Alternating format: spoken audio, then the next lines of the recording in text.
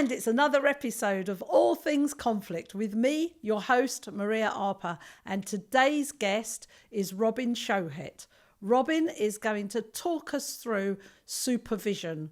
Robin has been writing about supervision, practicing supervision, and developing supervision in the helping professions for almost 50 years. His wisdom, his knowledge, and his passion have been a great help to me in my journey, and I hope that you will get something really amazing from this episode. So let's crack on.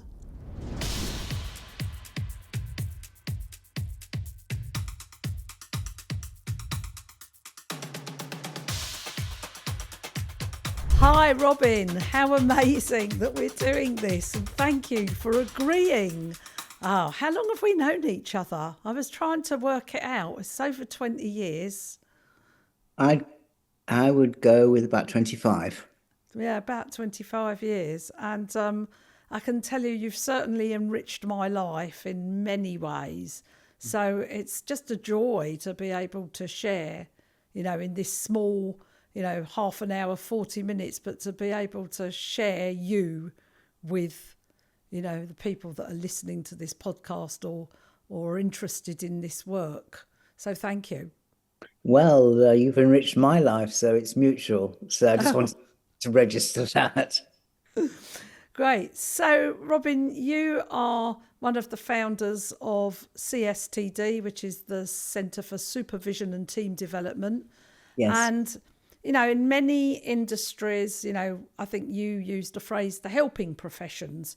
It's a sort of known thing, isn't it? That it's good for us practitioners to take supervision. yes. And then there are other areas of work and life and all the rest of it where people have, or supervision has connotations of being in a factory or something. Nothing And like that.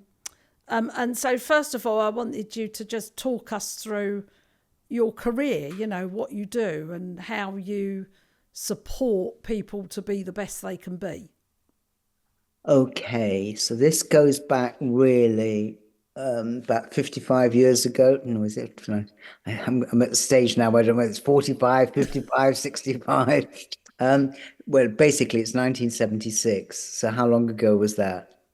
Oh, Nearly 50 years. yeah, yeah. Yeah, gosh. Okay, so I'm starting work in a therapeutic community for people who've come out of psychiatric hospital.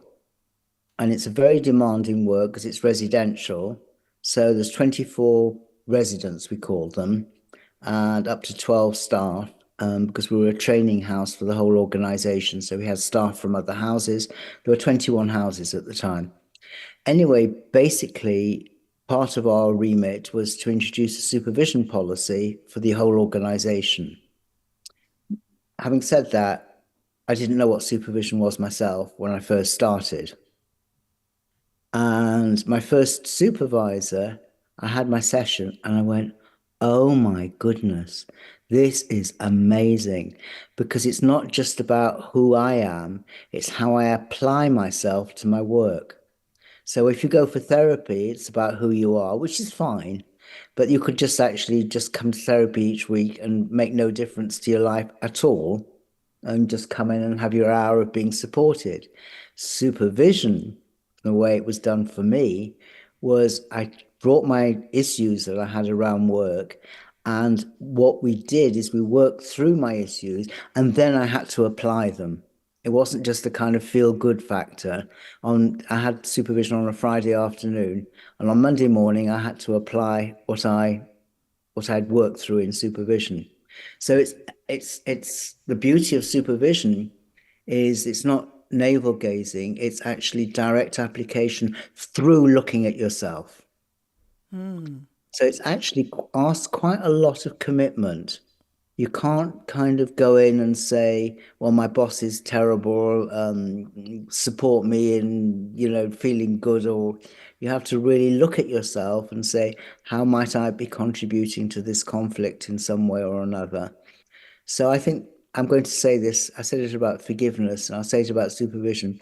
Supervision is not for wimps.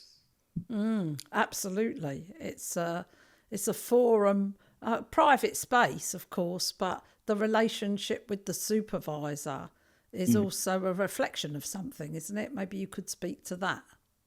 Well, your relationship with your supervisor is actually crucial. And I tell people who are going for supervision, choose your supervisor carefully. Is one of the most, along with the dentist, it's probably one of the most important people in your life. Um, so what I mean by that is if you get a good supervisor, you're very, very held in your work. You feel like, oh, there's a place I can go where I can kind of vent a bit, say how I'm finding it difficult. But it doesn't stop there. It looks how might you be contributing to the situation, even if it's a very difficult situation with a boss, say, you're still part of that difficulty. It's not to say that there aren't difficult things at work, but we have to look at ourselves as well. Yeah, so I'm trying to conjure up some examples. So um, I've I'm fearful of my boss, or I think my boss is an idiot, Yes. and I could, or the owner of the business or something, and I could go to supervision and say, I think the owner of the business is an idiot, or I'm scared of my boss, or something like that, and the supervisor would let you get it out, but Yes. not let you get away with it. Exactly so, because the boss might be an idiot, but actually the way you are approaching them could be actually making it worse, or the boss might be a bully, but actually to look at, well, can I find some strategies that empower me? It's not just, oh, the boss is a bully, I'll just have to grin and bear it, or I'll gossip behind their back, or at least to empower myself with gossip. It's like, no, take responsibility. You're in this situation. Okay, the boss might be like that, but what are you doing to disempower or empower yourself? Yeah, and that's, I mean, I really get that. And, this is work I love. And I know that there's been several occasions in my career where I've kind of come running to you and gone, Robin, help. But for people who don't understand that, for people who don't get, and also because, don't forget, we live in this world now where if I say I'm being bullied, then I'm being bullied and that's it. So how do we work with that kind of a scenario to Hmm. help someone find empowerment? Well, there's no quick answers, but one of the techniques that I use, supposing you come to me, Maria, and say I'm being bullied, and then I ask you to brainstorm 10 things you could do about it, including wild options. Because what happens is we get stuck in a kind of groove of I'm powerless, I can't do anything, it's not my responsibility, it's their fault. We get caught into lots of different mindsets. And one of the things that helps release us from those mindsets is I say brainstorm 10 different things you could do to empower yourself. It could be anything. I don't want to say anything now because the idea isn't to do it literally, it's to actually release your mind from being so stuck. So what we're doing in supervision is actually helping people to think more creatively. And you can't think creatively when you're in survival mode. So one of the things that we help people to do is move beyond survival mode. And that's why it's so important that you feel held, because a lot of people who are stressed at work are in survival mode. And you can't do anything when you're in that. You're just so busy keeping yourself afloat that all your creativity, all your empowerment, or all the joy in the work is no longer there. Yeah, that's really important. That's the bit is help. It's like a unblocking something, isn't it? Isn't it? It feels like it's dislodging and unblocking something that's stuck and becoming entrenched. Yes. And what people don't realize is, and I think this is really interesting to me anyway, is that organizations are in survival mode. So I gave a talk to the British Association of Counselling and Psychotherapy, and my talk was on fear and love. And I said that basically human beings are basically loving, but because we're so frightened, we distort our behavior and go into all sorts of survival strategies like blaming, judging and those sort of things. And supervision can help to undo those. So anyway, I was giving this talk on love and fear, and I said that BACP, that's British Association of Counselling and Psychotherapy, was itself frightened. And there was a gasp in the room. Oh my goodness, this organization, which is like big brother to us, might itself be frightened. So of course it's going to transmit its fear onto its members. And we did a really interesting article where the CEO and the head of professional standards and I talked about fear in our work. And one of my definitions of supervision, I've got lots, but one of them is helping to reduce fear at work. And that, I mean, it kind of nails everything, it nails everything.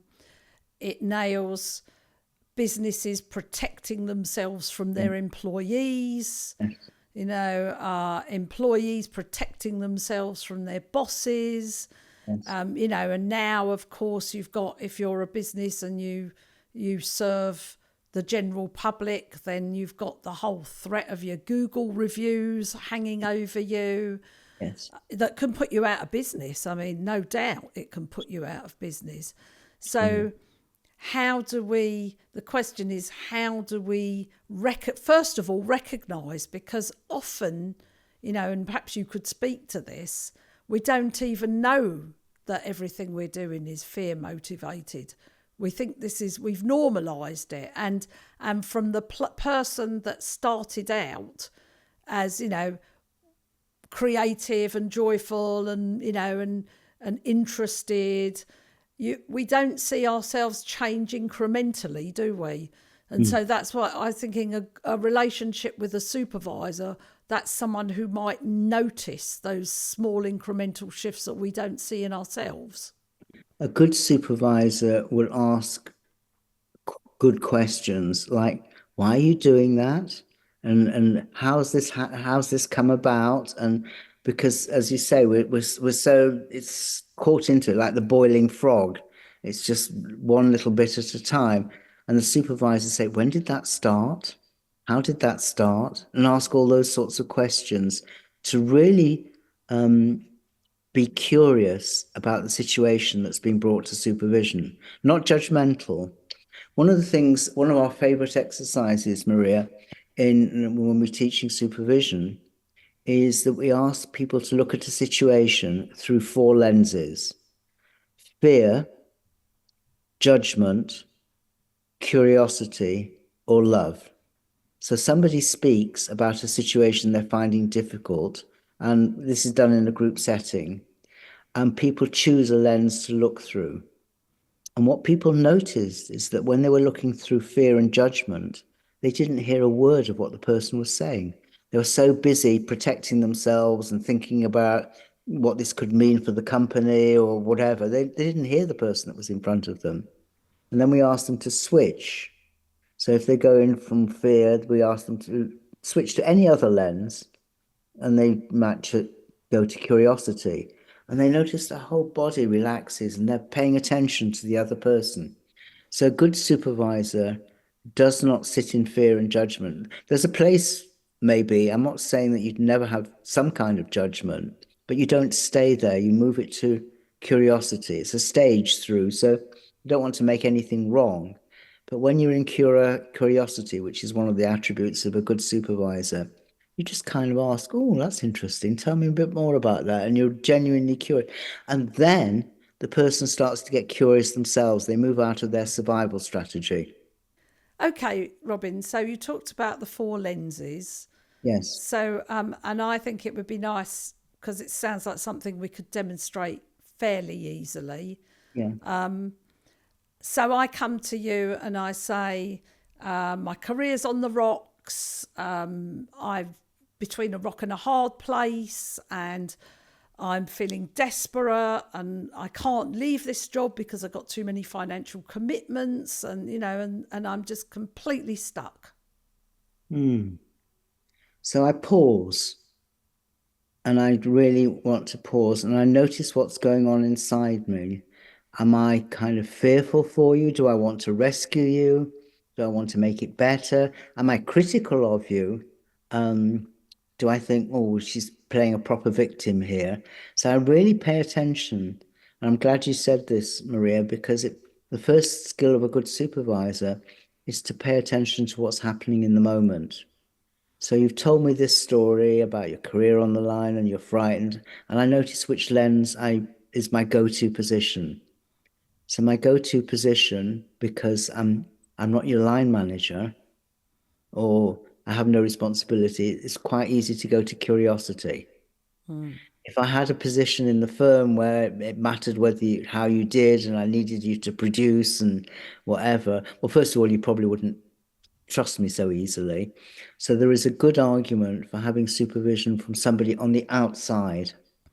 Do you see? Because Yes, I could have a what they call a dual role, yes. be your supervisor, but I could also be your manager. Hmm. Now, a really skillful person can manage both roles, but sometimes they can't.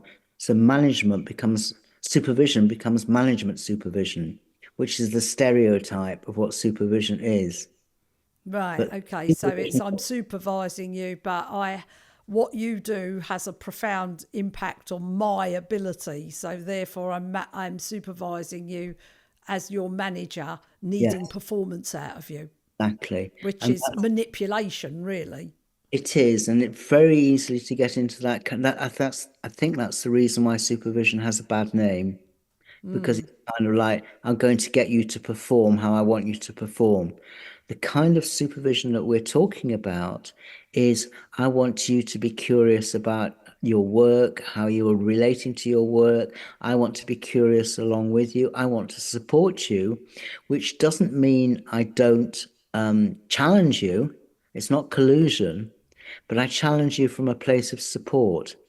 Whereas when the managers can give supervision, it can be good managerial supervision is not like that, but it can be driven from a place of fear.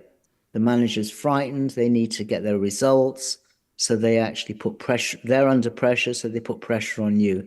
That is not the kind, that sort of supervision gives supervision a bad name. We're talking about a place that is safe, and yet you are going to be challenged. Yeah. So I mean, it's an interesting word, supervision, and we could pick it apart Mm, because there's a form of supervision that's just policing, basically.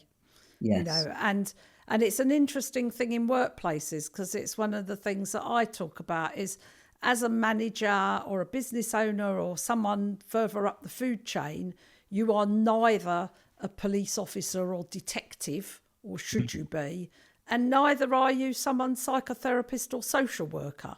So Sure. what's that place down the middle in which we can meet? Mm. We meet as two human beings who want the best for each other Yeah, and the best for the organisation, I and the best guess. for the organization. Yes, yes, yes. I mean, if I'm really doing what's best, yeah, yes, the best for you and the organization. And how do we find that?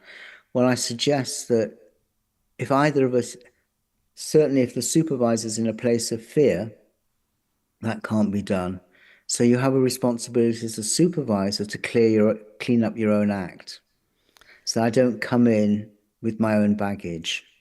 Yes, and then that ties into regulation and hierarchies in these things. So, you know, if you're a supervisor but you're now frightened of complaints, or you're a mediator or you're a therapist and you're driven by I'm going to do and give less of myself in order to avoid any risk because, I'm actually, most of my practice is based on trying not to get complaints. Yes, that is really sad. It's the way the world's moving. And I have a little joke that when I'm training, I tell people it's International Take a Risk Day. I And love that. I said, "What do you know what your risk is?" And at the end of the day, I'll ask you whether you've actually taken your risk.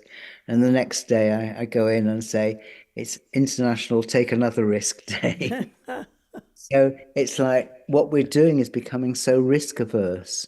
And if supervisors are buying into that, they're not going to be effective. They're just part of the dominant culture.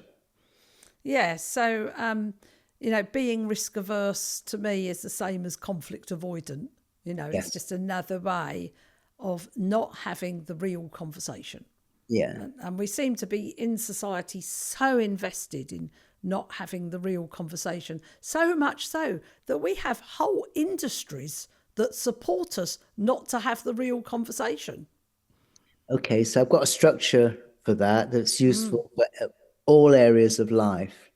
I ask people when I sit down with them, well, when I'm working in a group, what I can't say to my supervisor is, and I say, you don't have to share it with us. I want you to know what you're not able to say. And then I say, then the next question is, I can't say it because. And then you really look at the reasons why people are avoiding saying the difficult things. So the content doesn't matter. I can't tell my supervisor that I go home 20 minutes early or that I don't take notes or this, that. Well, the content doesn't matter.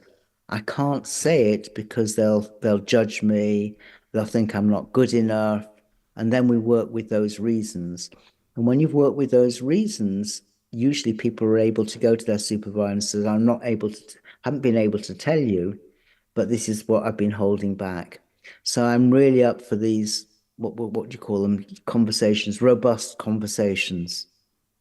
Yes, I think that's good and we're back to, because there are lots of places, I can't tell my supervisor this because, or I don't tell them this because, which would not apply to, I'm not telling my manager this because there are so many places in life where it's not safe enough. Sure. And that you can actually do it with couples. Telling my husband, I'm not telling my partner, I'm not telling my wife, or whatever it is, and I'm not saying it because. And then you don't look at what the content because they might feel too vulnerable. But you can look at the reasons with them. I can't tell my wife X, Y, or Z because I'm scared of her, or she'll find out that I don't love her, or whatever the reason is. And it's that conversation that we have about the becauses. Yeah, because it's why you're motivated to not say something is at the core of how you've shaped your personality Totally. around the doing in life. Yes, totally. And those decisions are made very early. Conflict avoidance is made because the child really is often feels very powerless. In fact, I think children have a lot of power, but they feel powerless. And so we devise strategies for avoiding conflict, for avoiding difficulty, not just conflict, any difficulties. And the trouble is, if those strategies are successful, that actually, in the long run, doesn't serve us. And what supervision can do is help uncover some of those strategies that don't serve us. Because when we uncover the strategies that don't serve us, we grow. Hopefully. Hopefully. Well, the intention is, well, I think even just finding something out is growth, even Yes. if you choose not to do anything about it. Sure. But it has a real role in accountability, doesn't it? Say more. What So do you mean? accountability to myself, Oh, yes, absolutely. because so many of us, when we accuse other people of lying, often they're not lying to me, they're lying to themselves. Yes, yes, yes. And we take things personally, and that's another function of supervision, is to help us see things less personally. So at the end of a workshop, I might ask people to write about the day, but putting themselves in the third person. Really didn't like that. She could have done that. Describing about themselves, but sort of helping to, I think we're caught in a culture of, oh gosh, I'll say it, I don't want to get too technical, of narcissism and our identities being threatened. You think you have a different opinion to me? Well, I can't tolerate that because my identity is threatened. And part of our work is to help people to get some detachment. And I think supervision gives you another perspective because in life, all of us, we just see our own perspective. And supervision invites us to think there may be other perspectives. Yeah, so in actual fact, as you describe supervision, it is a form of mediation. You can say that it's a form of coaching. You can say Yeah. it's a form of therapy. You can say it encompasses all of them. The main difference is that it relates back to your work. Hmm. So if you bring a problem with your boss, it could be that your boss reminded you of your father and whatever. But we don't stay there. We just surface it, but then kind of see, okay, now you know that your boss is like your father. What difference could that make to you in your work? Does it give you more freedom? Does it make no difference at all? We look at so when we uncover things, it's not therapy because we're not going into your whole relationship with your father. We're just seeing if it will make any difference to you feeling freer in your work. And then that has, and the whole benefit of that is if I work with clients, obviously in facilitation, mediation, therapeutic work, then that means I'm as I don't know what the word is, but I'm as whole as I can be to be in service of the work. Sure. And if I work in a firm where there's customers, or if I work in a firm where I manage people, Yes. I can show up the best and the most whole I can be for what I know about myself. Is there something like that that you could speak to about, for those of us that know about supervision and those of us that regularly take supervision and we understand it, that's one thing. But I'm thinking, firms and businesses where you have an owner and people under pressure and have never heard, or it's just never occurred to them that this would be something they would do. How would it benefit? What's then the give back? How does it pay back? Huh. I'm wondering, I'm thinking aloud here, Maria, if, Mm. if that question is already limiting the whole idea. Supposing I said to you, and I'm playing devil's Yeah, advocate, please do. Yeah, let's do this. you did supervision for the love of it. I'm throwing this out to you because once you start totting up costs and everything, you're into already. You've limited it. Right. What's the benefit of this? This person is taking out an hour a month or an hour a week or whatever. Show me that they're right. So you're already regulating it. And what I'm interested in, and maybe I don't know enough of the so-called real world because I move in the helping profession. So I'm open to being challenged on that. Is there actually you do the work for the love of it? Because actually it's about what you mentioned, the word growth. You do this because you cannot not grow if you've got a good supervisory relationship. You just cannot not. It opens up doors. It helps you to see yourself. You'll be easier in yourself, and people will pick that up. Somebody goes and does a piece of work, and somebody who's had a problem with them for 10 years suddenly comes up to them warmly. It's as if they've heard that this person has done the work on themselves and they can say, oh, now you're free so I can approach you. So So on the one hand, as I listen to you, I go, yes, of course, of course, that's absolutely, and there's no other way to do it but for the love of it. And yeah, then I'm looking at the practicalities, because if I wanted to bring this into a business, right, a business that's for profit, even if yeah, it's not for profit, doesn't really matter. But sure. a for profit business must make a profit, right? It can't exist if it doesn't make a profit. What it does with that profit is determines, whether it's a good or evil company or good or evil shareholders or whatever. But its first priority is to make a profit, and then it can decide what to do with it. So in that world, I can't just throw any amount of money at this. That it has to fit within the financial constraints, because that's the world we live in. We live in a world that's money driven. So we're Okay, not going to be able to pull those walls down tomorrow, are we?